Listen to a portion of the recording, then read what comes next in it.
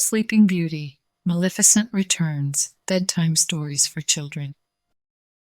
Today we have a book named Sleeping Beauty, Maleficent Returns, Bedtime Stories for Children.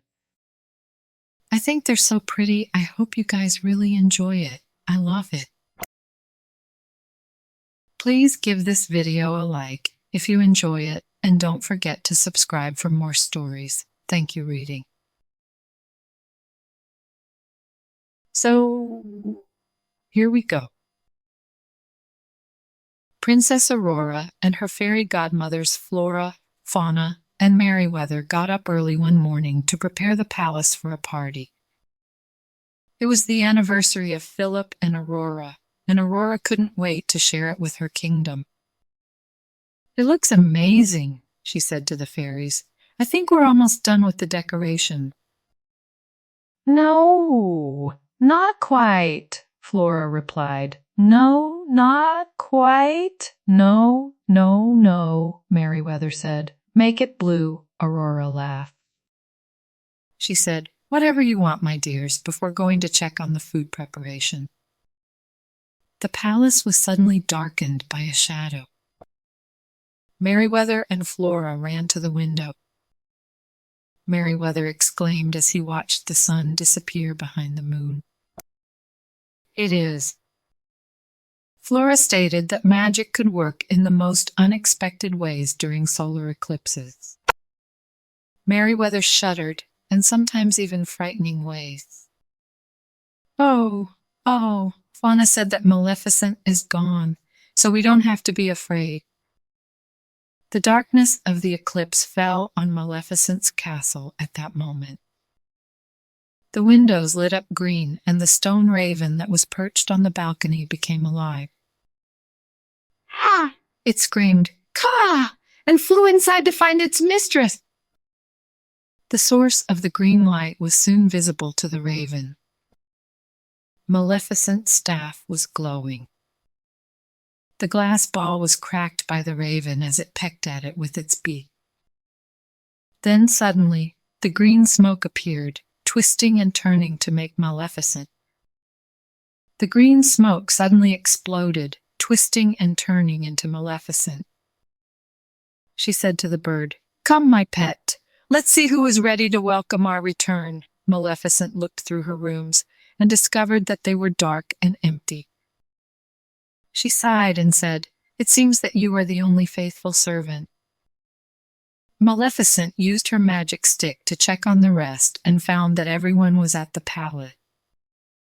Prince Philip and Princess Aurora smiled as they greeted their guest.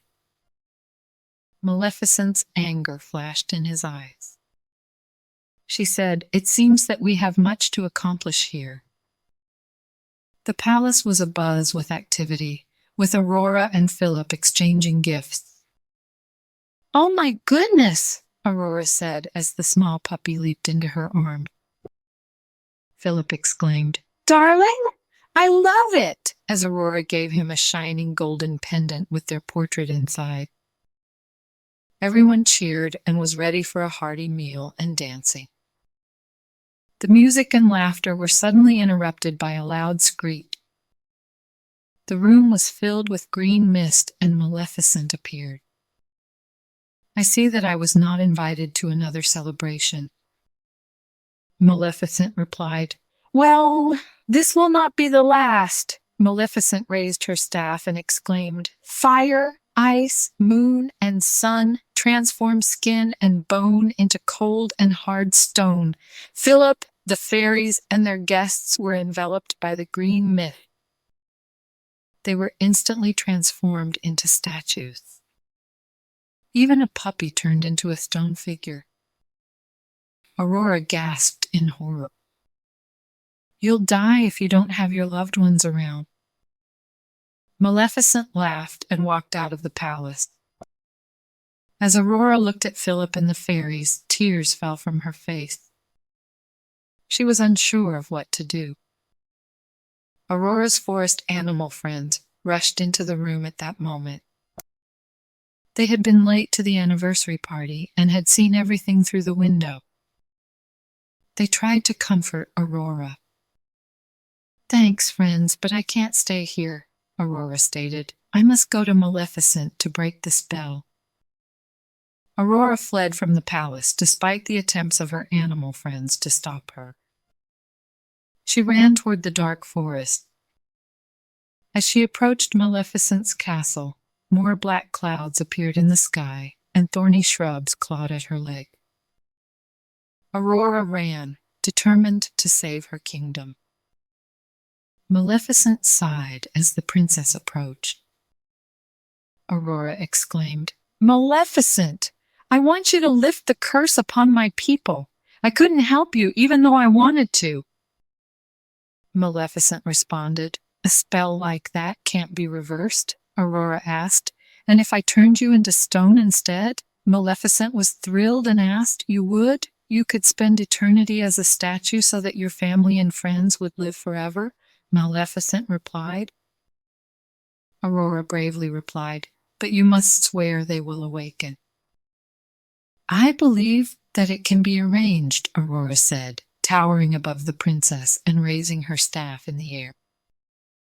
Aurora closed her eyes and feared the curse. Maleficent spoke the words, and there was an instant flash of light, followed by a scream.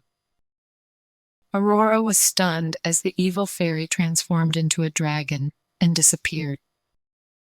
Prince Philip, along with others, awoke at the palace. Philip ran out of the castle, trembling that Maleficent had taken Aurora. As they flew behind him, the three fairies called out, "Wait for us!" A familiar face suddenly ran towards them. "Aurora, are you okay?" Philip was confused. After Aurora had explained everything, Flora smiled at Flora and said, "Your selflessness reversed Maleficent's spell and riddled the world of her once more.